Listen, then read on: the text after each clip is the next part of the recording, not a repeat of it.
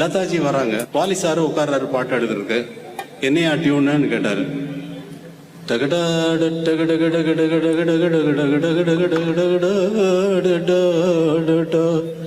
என்னையா நீ தக தக தக தக தக தக தக தக தக தக தக தக தக.